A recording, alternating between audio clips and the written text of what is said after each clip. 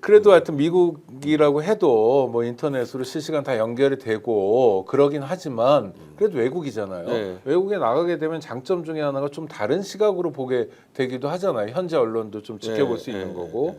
내란이 일어났습니다. 12월 3일 밤에 미국 현지 시간은 다르겠지만 이럴 때 좀 소외랄까? 어떠셨어요? 근데 그때 아마 기억나실 텐데 텔레그램으로 우리 오창익 선배님이 저한테 문자를 줬던 걸로 아니, 기억을 해요. 텔레그램 예, 예. 우리가 하면서 네, 텔레그램으로 그냥 계엄이라고 어이가 없어가지고 그래서 저는 계엄이라 하길래 그 영화를 보셨나 이분이 지금 밤에 계엄이란 영화를 보셨나 황당하니까 말이 안 되니까요. 상상 못했죠 계엄하고. 네. 근데 저는 그 5개월 전에 아마 매불쇼에서 이 김민석 그 당시 최고위원이 계엄 얘기를 해서 했죠. 계엄 논의할 때 저한테 물어보길래 저는 박근혜 탄핵 운동할 때부터 정말 계엄 얘기를 너무 많이 들어가지고 뭐 무조건 계엄해야 된다 그러고 실제로 그 당시 박근혜 탄핵 운동하는 사람 중에서 저하고 최대집 둘 빼고는 전부 다 계엄하자 그랬단 말이에요. 네. 근데 그 했던 사람들이 전부 다 정권하고 연결돼 있으니까 지금도 윤석열한테 계엄하자고 무지하게 떠들 거다. 그리고 그 중심에 아마 부정선거 하는 애들이 있을 거다. 그래서 이미 저 계엄을 할 거라고 저는 대충 예상했었잖아요. 그러니까 이제 미국에서 이제 계엄이 일어났구나 해가지고 쭉 뒤져보니까 별다른 준비 없이 했던 것 같더라고요 이게. 그래서 저 지금 말씀드리지만은 저는 그 당시 미국에서 이 미국 골프가 무진장 쌉니다. 네네. 그래서 미국 우리 교파하고 골프를 잡아놨는데 이제 미국에서도 이거 어떻게 해야 되냐 계엄인데 이거 우리가 포기해야 되냐 그래서 크게 걱정할 거 없을 것 같다. 아무 준비 없이 그냥 질렀기 때문에 진압될 것 같다. 그래서 골프 행사 그대로 하자 그래서 골프 행사 그냥 했죠 2박 3일. 네네. 예, 뭐 제가 보증한다고 염려하지 말라고. 그래서 3시간 만에 또 뭐 진압된 건 아닙니까 어쨌든. 네네.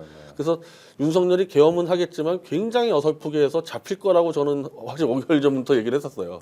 그러니까 어디서 그냥 갑자기 튀어나온 게 아니다라는 거군요. 계엄이라는 게. 8년 내내 그러니까 박근혜 때부터 해가지고 8년 내내 계엄하지 않은 세력이 보수의 다수였기 때문에 그래서 예전에 저 뭡니까 국권 기무사가 계엄 준비 그것도 마찬가지, 그것도 마찬가지죠. 예.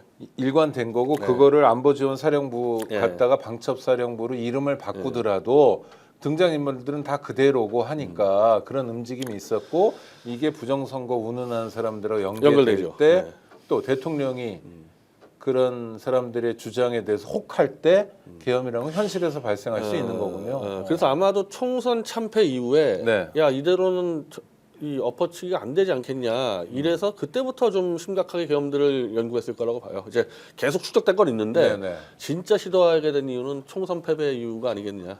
총선 패배 이후에 본격화됐다. 네. 네. 그런 게 정황들이 지금 계속 나오더라고요. 윤석열이 주말마다 군 골프장 가서 골프도 열심히 치고 막 특정사 부사관들하고도 골프 치고 그랬다고 그러더라고요. 아마도 이제 군 통수권을 작동을 해야 되니까 그러니까 윤석열이 계엄할 때 최대 이 문제는 군 면제자 출신이고 네네. 군 리더십도 없고 군대도 잘 모르고 그렇죠. 그래서 좀 나름대로 뭐 사전 조사 좀 했겠죠. 그리고 이제 그 어설프긴 했는데 뭐 이 결론부터 제가 말씀드리면은 포고령 있지 않습니까? 지금 네. 포고령에 1조부터 6조까지 있는데 1조가 정당하고 국회를 마비시킨다는 거예요. 그렇죠. 5조가 복귀하지 않는 의사를 처단하겠다는 거예요. 네. 이거는 대한민국의 어느 법에도 없는 한마디로 이거 그냥 위법위헌적 조항이고 그렇죠. 그러면은 이 위법적 조항이 왜 들어왔냐 이거예요.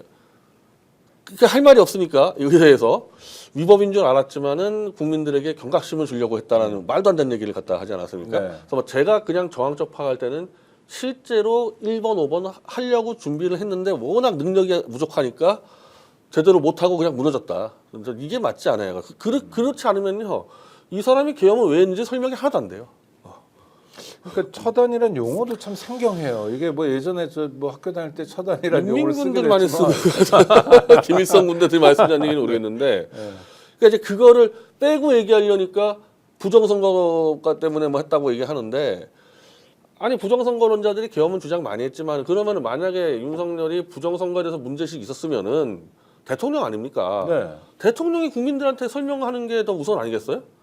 그리고 선관위 보러 좀 국회하고 이렇게 해가지고 시민단체 불러서 좀 설명을 해봐라 뭐 이런 식으로 했으면 될 거 아니에요. 이거 왜 군대에 풉니까?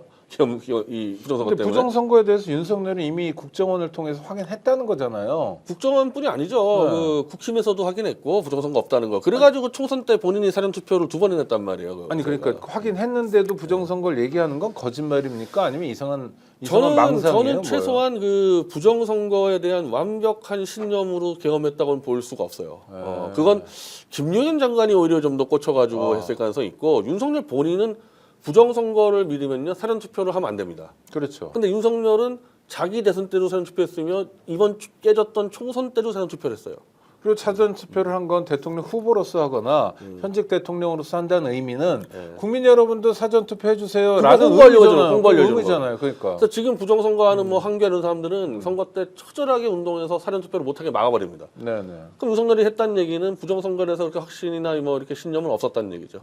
그래서 그냥 저는 1조하고 5조예요. 우리가 이제 예를 들면 좀 내란을 가지고 얘기하지 않습니까? 네. 지금 내란 얘기하다가 곽종근, 뭐 홍장원 막 뒤섞여 버렸는데 저는 그거 다 빼고 복잡한 거 빼더라도 1조하고 5조가 충분히 내란 혐의가 될 만한 조항이고 그 준비했겠죠. 1조하고 5조 하려고 준비했겠죠. 준비했는데 능력 부족으로 안 됐을 수 있는 거 아니겠습니까? 네. 네. 그럼 뭐 미수에 그친다 하더라도 어쨌든 연결돼 있다고 봐야 되는 거죠. 뭐 그래도 내란이고요. 삼선 연임 얘기도 나와요. 그런 꿈도 꿨을까요? 실제로? 만약에 성공했으면은 네. 성공했으면은 아니, 윤석열 머릿속엔 그런 게 들어 있을 있다고 수도 보세요? 있겠죠. 예, 있을 수 있게 성공했으면. 네.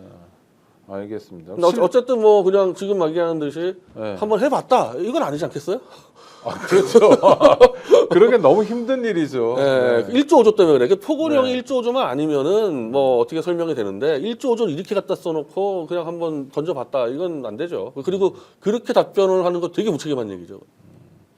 그 실패 원인을 한번 짚어주신다면 뭡니까? 그래도 나름대로 윤석열, 김용현 입장에서 나름 면밀히 검토하고 면밀히 준비했던 거잖아요, 이 사람들이. 지금 뭐 메모들 보면은 어디 출동 쫙 나오거든요. 근데 네. 출동된 건 별로 없어요 생각보다. 그렇죠, 헬기도 안 뜨고. 예, 그러니까 이제 네. 준비 과정에서 그냥 다 국회가 해제해서 끝나버렸기 때문에 역시 일단은 군 통수 능력이 없고 제가 보수에서 계엄을 반대했던 이유가 이것 때문에 반대했습니다. 이 보수 사람들은 옛날 무슨 뭐 박정희 때처럼 군대 풀면 확 들어가지고 뭐 할 줄 아나 본데 윤석열이는 그런 능력도 안 되고 요즘 MZ세대 군인이 따라가지도 않고 오히려 윤석열 체포 당한다.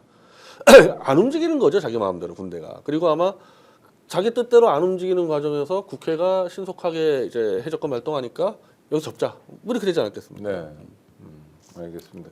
미국 사람들 교포를 포함해서 이분들도 굉장히 놀랐을 것 같은데 한국의 계엄 사태, 내란 사태에 대한 반응은 어땠나요? 아니 근데 너무 빨리 해제가 돼가지고 아, 네, 놀라다 말았네. 놀라다가 이게 뭐지 끝났어요. 그냥. 예, 이게 한 3, 4일, 5일 갔었으면은 네네. 심각할 텐데. 네. 그러니까 지금 어쨌든 윤석열은 별거 아니다고 얘기할 수 있는 가장 강력한 알리바이가 3시간 얘기하잖아요. 3시간 얘기. 그리고 사실은 그 최규하 때 80년도 5.17 비상계엄 확대가 전국 확대. 내란으로 네. 인정된 게 이 장기간이라는 게 있었기 네네. 때문에 어쨌든 법적으로도 뭐 이 사람들 뭐 법 전문가들이니까 3시간이라는 거를 강하게 강조하는데 사실은 그게 이제 국제사회에서도 그냥 쇼인가? 뭐 그냥 넘어가 버린 거죠. 네네. 거기서 그냥 심각하게 고민을 할 새가 없었죠. 네네. 아니 그렇죠. 막 탱크가 몰려오는 걸 실제로 목격하거나 그래도 국회 계엄군들 오는 건 좀 봤는데 놀라운 장면은 아닌가요? 미국 사람들 입장에서 처음에 놀랐는데 뭐 바로 3시간 약간 놀라다 이게 말았다. 제가 만 네. 1박 2일만 갔었어도 좀 달랐을 건데. 네, 예. 알겠습니다. 근데 어쨌든 3시간 만에 끝낸 건 윤석열한테 유리한 알리바이는 될 수 있는 거죠. 네네.